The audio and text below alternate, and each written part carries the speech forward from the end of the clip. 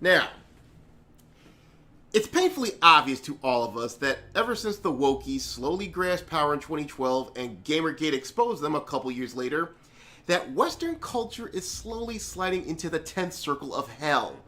From Saint Anita to Frost Karen, from Movie Blob to Adam's Cesspool, from Woke Joe to Mars Grift, this culture war has been full of laughs, cringe, grift, and salt. Now, we thought that when Corona Chain came along in 2020, there would be a truce called to deal with the problem pragmatically, and it would be the first time they would actually put their altruistic values, or supposed, to some good use. But as I've always said, with wokies and other folks with cruel intentions, they couldn't help themselves now, could they? The pandemic has instead put their entire agenda on bath salts, speed, and crack. A lot of celebrities with storied careers have destroyed their legacies. A lot of up-and-comers threw away their potential, and even some in power have found workarounds to not feeling any consequences for their bad behavior through BlackRock funds vis-a-vis ESG programs, all because they want to have a stranglehold on culture so everyone can just take their 25th booster, wear a face diaper until he's sent to the upper room, watch content that will tell them how helpless and no earthly good we are, consume product, get excited for next product while we punk you some more, shut up, own nothing, and be happy. Tonight, I say no more of this shit and make a statement of principles. Now, as you know, the first half of the tagline of the Shogun's tent is, "Those that build and improve the culture are put on a pedestal." This is exactly what we'll be doing a lot of going forward.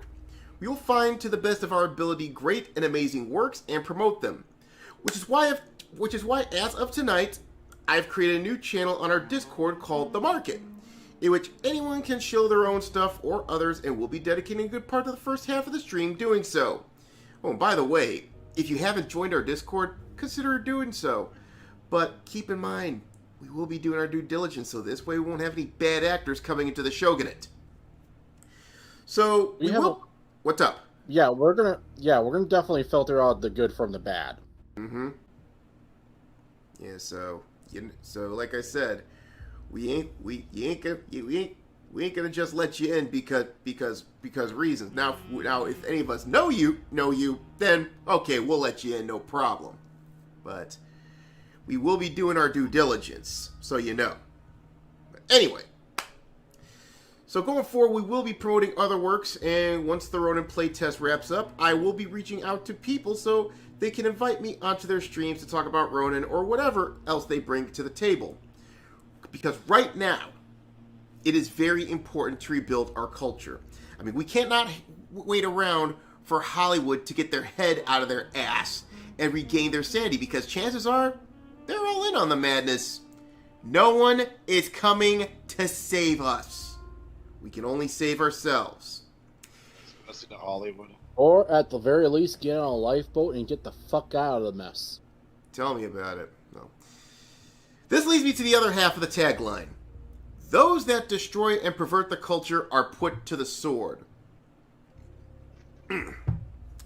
Let's be honest. Lamestream culture wants us to either fall in line or end up in Soylent Green packets. Every chance we get, we will expose their bad behavior and subsequently mock, ridicule, laugh, and belittle it.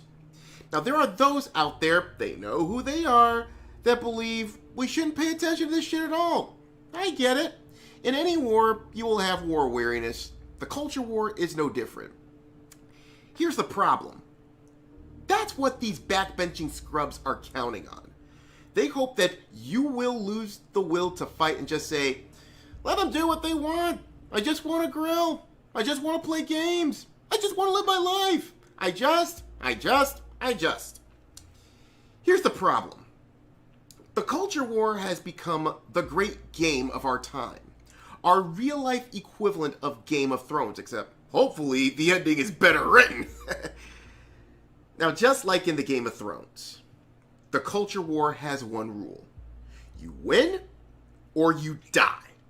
And I don't want to hear any more bullshit about bad tactics. When this shit began, I was one of those people that said, let's win with logic and reason. Let's not stoop to their level. But as time goes on and the wokies gain more power despite them being batshit insane, I figured out logic and reason doesn't mean shit if your enemies are cheating to win. So maybe it's time we use their bullshit on them. And I'll be getting to a story later tonight that makes this point. So for now, don't give these clowns any money. Don't give them a platform that gives them any attention, because remember, that's how BreadTube became a thing, and the Corning almost made that mistake by bringing Frost Karen in. Make them play by their own rules. Think the MAD doctrine. MAD stand for mutually assured destruction. It worked against the commies before, and I'm sure it'll work here as well, even though they're insane. I'll give you a good example.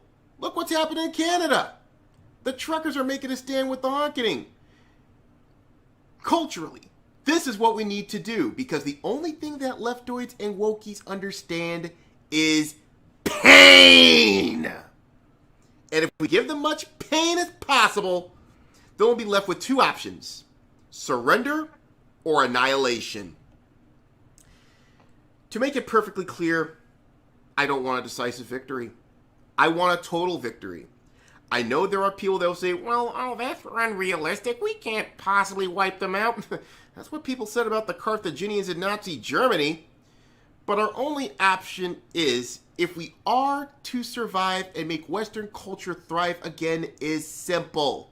Expurga factus, delendus est. For those not familiar with Latin, it's loosely translated as, the woke must be destroyed. And we will do whatever means necessary short of harming our own to do just that.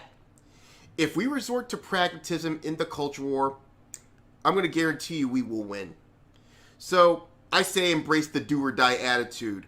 Boost fellow travelers in their endeavors and break the backs of those who would mean us harm for simply wanting to go about our business and not push their insane culture revolution. To make their point of rebuilding our culture, I'm going to show off a tweet that was posted by one Simon Pothier yesterday with a quote by the late, great Harold Ramis. Here it is right there. It says, identify talented people around you, and instead of going into competition with them or try to wipe them out, make alliances, make creative friendships that allow you and your friends to grow together. God bless you, Harold. We'll mourn you till we join you.